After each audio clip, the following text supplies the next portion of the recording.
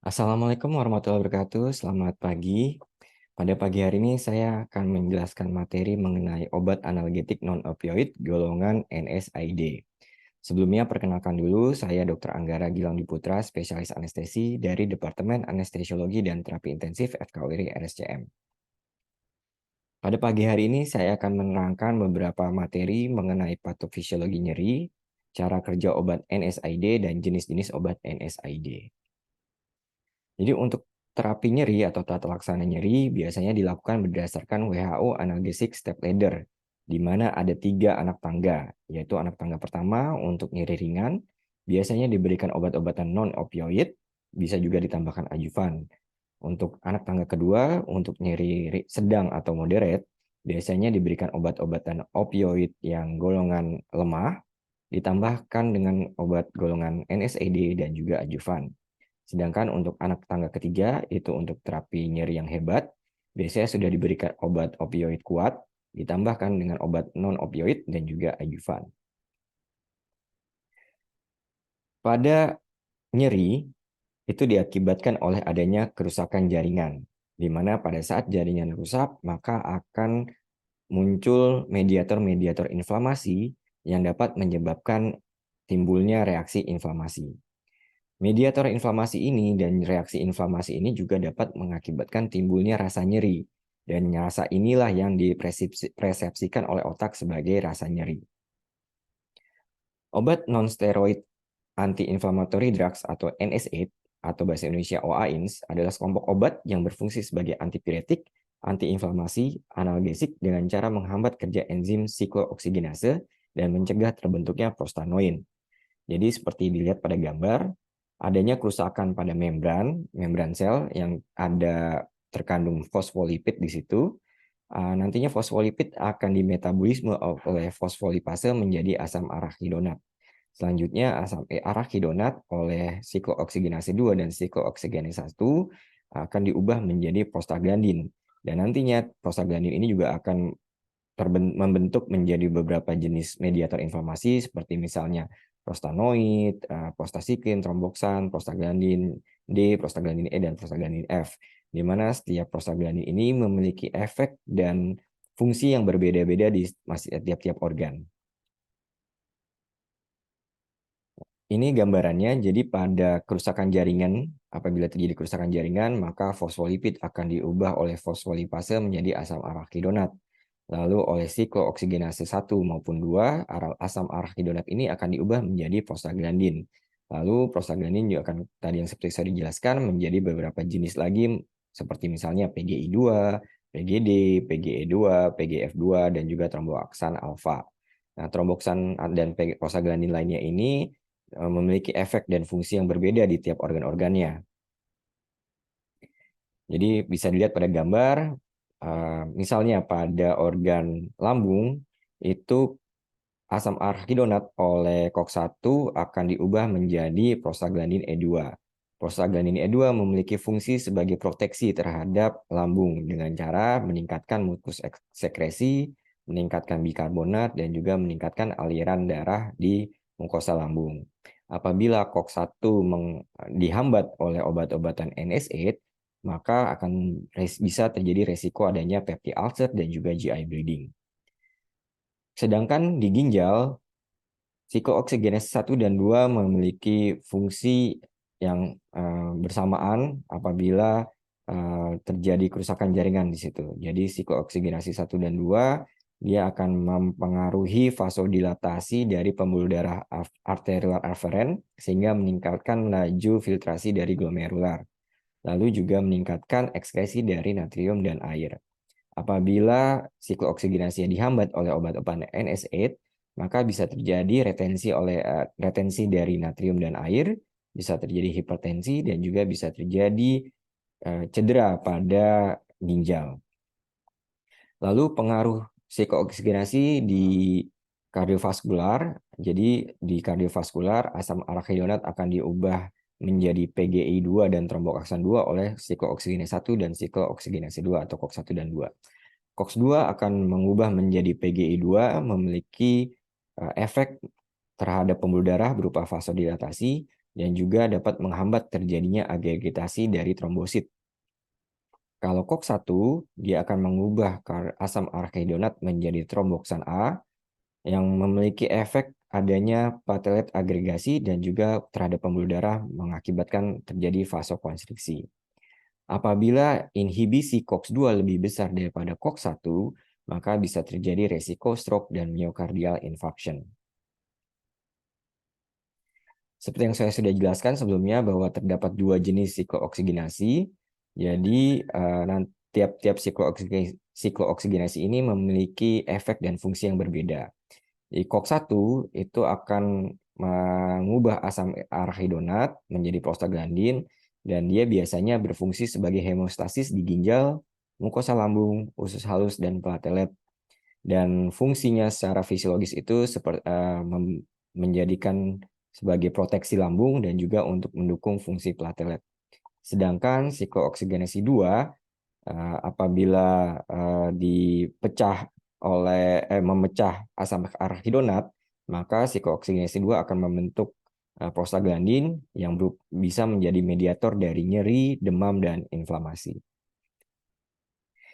Jadi obat-obatan NSAID itu karena tadi siklooksigenasinya ada dua, ada 1 dan 2, maka obat-obatan NSAID ini dia bekerja ada yang selektif terhadap COX-2 saja, tapi ada yang tidak selektif. Jadi bekerja juga pada COX-1 dan COX-2. Juga ada yang diantaranya, yaitu yang semi-selektif. Contoh dari COX-2 selektif ada celecoxib. Kalau yang semi-selektif ada yang meloxicam, diclofenac, etodolac, indomethacin, piroxicam, nabumeton, dan sulindac. Yang semi-selektif lainnya ada ibuprofen dan naproxen. Sedangkan yang non-selektif contohnya ada aspirin. Jadi yang selektif COX-2 itu dibuat dengan tujuan untuk mengurangi resiko GI bleeding karena tadi yang seperti saya sudah jelaskan, COX-1 itu kan memiliki fungsi apabila COX-1 itu mengubah asam arachidonat, dia memiliki fungsi sebagai proteksi lambung. Tapi bila dihambat oleh NSAID, maka proteksi lambungnya hilang. Nah, COX-2 dibuat untuk mengurangi resiko GI bleeding tersebut. Namun, resiko terhadap kardionefrotoksiknya tetap ada.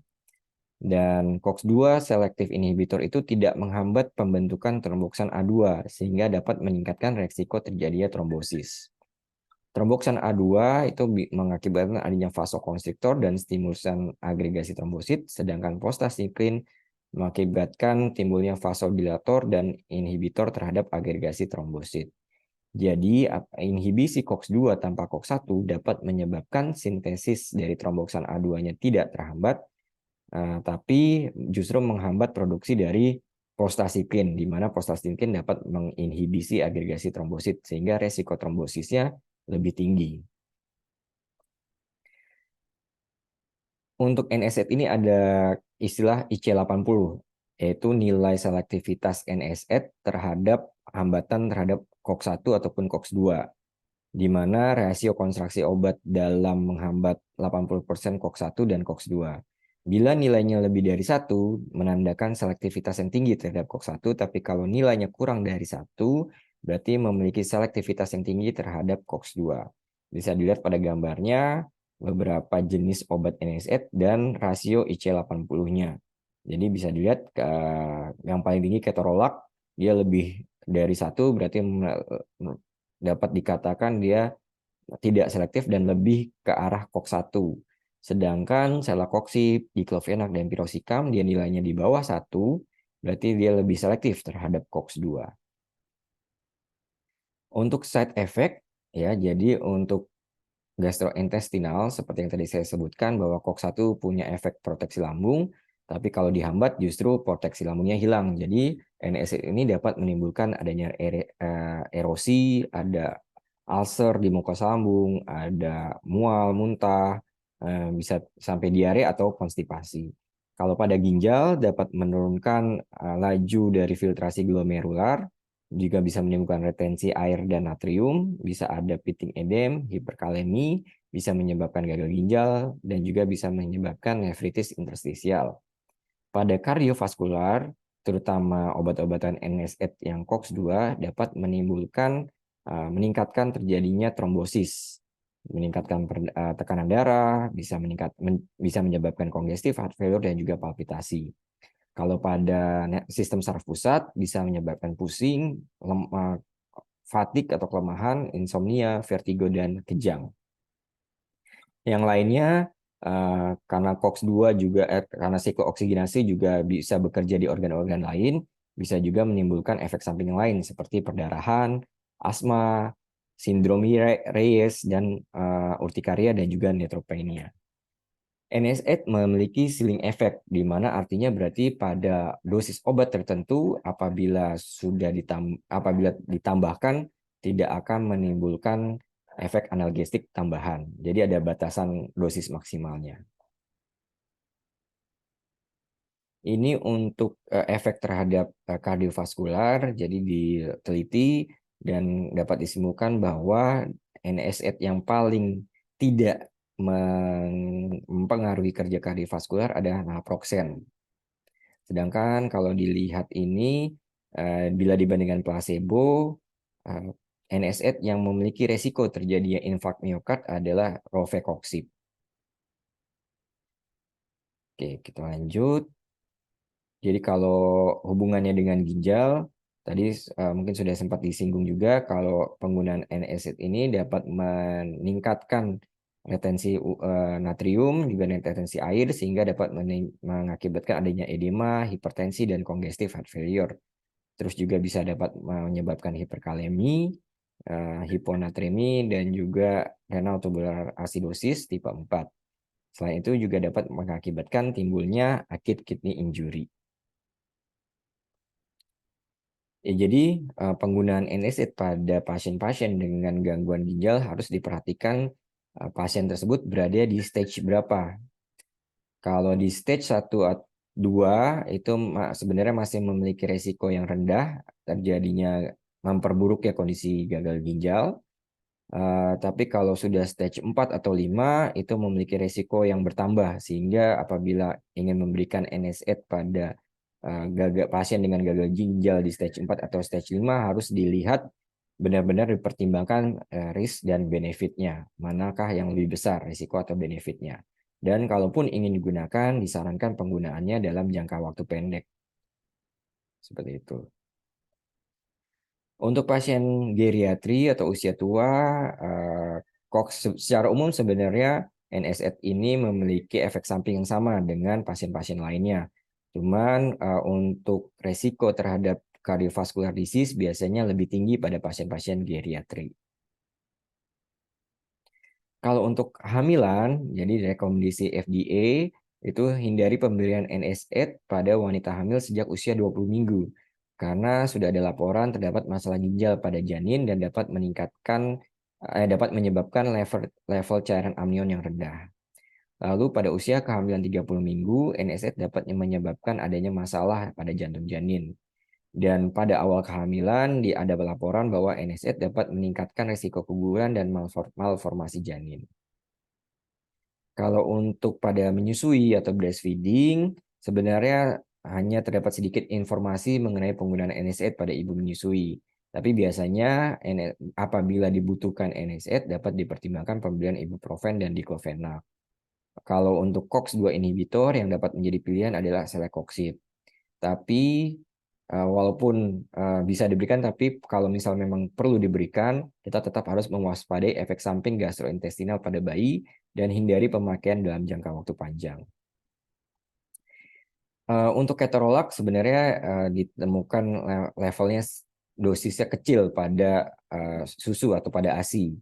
Tapi tetap saja harus dihati-hati pemberiannya. Jadi biasanya ketorolak ini disarankan pemberiannya hanya pada 24 jam pertama atau sampai 72 jam setelah misalnya ibu lahiran atau ibu sesar. Setelah itu harus diganti dengan obat yang lebih aman. Kalau ketoprofen juga ada sedikit ditemukan di breast milk sehingga tidak disarankan untuk diberikan pada ibu hamil. Ibu menyusui, maaf. Lalu untuk paracetamol merupakan COX inhibitor tapi dia lebih bekerjanya di saraf pusat, bukan di COX-1 atau COX-2 enzim. Dia menghambat sintesis prostaglandin di hipotalamus, memiliki efek analgetik dan antipiretik. Pemberian enteral lebih dipilih, tapi bila ada kontraindikasi dapat dipertimbangkan pemberian secara intravena. Paracetamol di metabolisme di hati melalui glukoronidasi dan sulfasi, dan sebagian kecil teroksidasi menjadi metabolit toksik, yaitu napkin atau N-asetil P-benzoquinone aminin.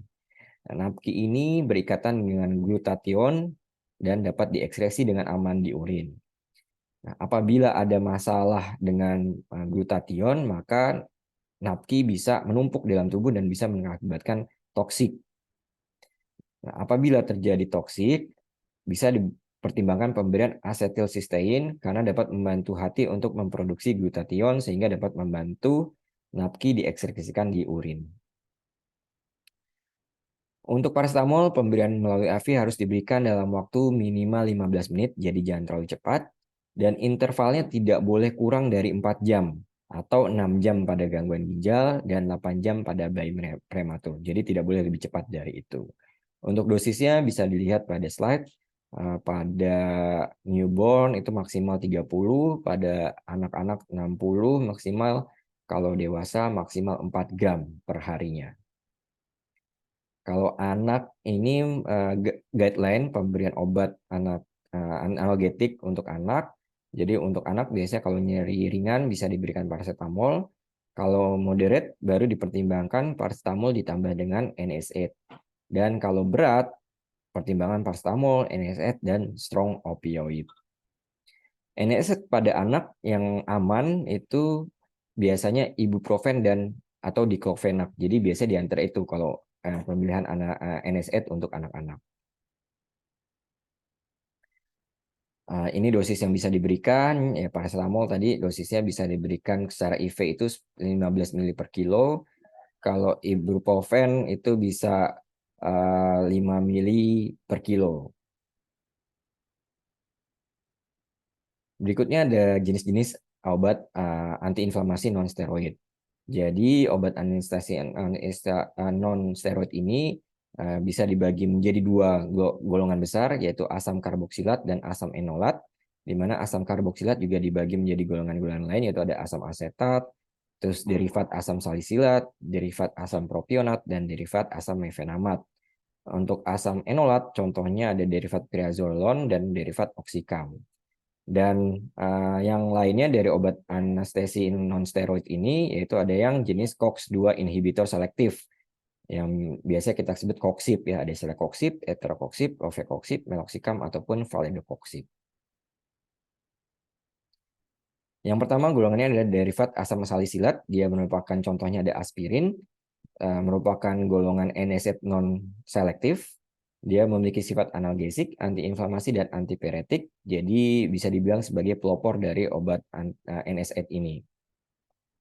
Aspirin dapat diberikan sebagai profilaksis terhadap trombosis arteri koroner dan arteri cerebri, dan juga dapat diberikan untuk pengobatan infark miokard dan preeklamsi. Efek sampingnya paling sering timbul adalah dispepsi, ulcus pepticum, bisa timbul perdarahan, tinnitus, dan ketulian. Aspirin merupakan obat analgesik yang efektif pada dosis rendah, yaitu 300-600 mg, di mana bisa digunakan untuk mengatasi nyeri ringan hingga sedang. Aspirin dikontraindikasikan untuk anak umurnya kurang dari 12 tahun karena dapat memicu timbulnya Reyes syndrome, yaitu kegagalan hiperakut disertai dengan ensefalopati. Golongan lainnya ada derivat asam propionat, contohnya ada ibuprofen, naproxen, dan ketoprofen. Golongan ini memiliki efek antiinflamasi lebih lemah dibandingkan aspirin, tapi efek sampingnya lebih sedikit dibandingkan aspirin, jadi tidak kurang menimbulkan kerusakan atau luka di lambung. Berikutnya ada asam asetat, contohnya ada diclofenac, indomethacin, dan ketorolac. Indomethacin memiliki insiden yang tinggi adanya efek samping gastrointestinal dan gangguan sistem saraf pusat, termasuk adanya yaitu nyeri kepala, konfusi, halusinasi, dan vertigo. Obat lainnya ada derivat asam antranilik, contohnya asam mefenamat, memiliki antiinflamasi yang relatif lebih lemah. Jadi biasanya digunakan untuk analgetik, terutama untuk dysmenorrhea, karena dapat menghambat metabolisme prostaglandin uterus. Obat lainnya ada pirazolon, contohnya phenylbutazone dan azapropazone. Tapi ini cukup toksik dan memiliki masa kerja yang sangat panjang, jadi sudah tidak digunakan lagi. Obat anestet lainnya ada derivat oksikam, contohnya piroxicam dan tenoxicam. Masa kerjanya panjang dengan eliminasi waktunya bisa sampai 2 hari. Jadi biasanya pemberiannya hanya dengan dosis tunggal sekali sehari. Golongan lainnya itu adalah koksib. Ini merupakan golongan yang selektif terhadap COX-2. Dia memiliki efek samping gastrointestinal yang lebih rendah dibandingkan golongan ONS lama atau yang non-selektif. Tapi beberapa obat memiliki efek samping terhadap kardiovaskular. Ini beberapa panduan dosis ya dari obat-obatan NSAID. Jadi ada ketorolak itu bisa diberikan 10 sampai 30 4 kali sehari. Ibuprofen bisa 400 mg 3 kali sehari, ketoprofen 50 4 kali sehari dan diclofenac bisa 75, 50 ataupun 100. Kalau yang selektif inhibisi COX-2 ada contohnya meloxicam, lornoxicam dan celecoxib dan parecoxib. Bisa diberikan sesuai dengan dosis yang tertera. Jadi kesimpulannya, NSAID merupakan obat yang dapat diberikan sebagai bagian dari terapi nyeri multimodal. Terdapat 2 jenis NSAID, yaitu yang non-selective NSAID dan selective NSAID terhadap COX-2. Masing-masing jenis obat ini memiliki efek samping yang perlu diwaspadai. Sehingga pemilihan obat NSAID perlu memperhatikan kondisi dari masing-masing individu atau pasien apakah memiliki komorbid tertentu. Sekian materi dari saya. Semoga apa yang saya sampaikan dapat diterima dengan baik. Mohon maaf kalau misalnya ada yang masih kurang jelas. Saya harapkan kalau masih ada yang kurang jelas bisa ditanyakan pada sesi tanya jawab. Saya cukupkan untuk materi hari ini. Sekali lagi semoga apa yang saya sampaikan jelas dan dapat bermanfaat untuk peserta materi kuliah hari ini. Saya tutup. Wassalamualaikum warahmatullahi wabarakatuh. Terima kasih. Selamat pagi.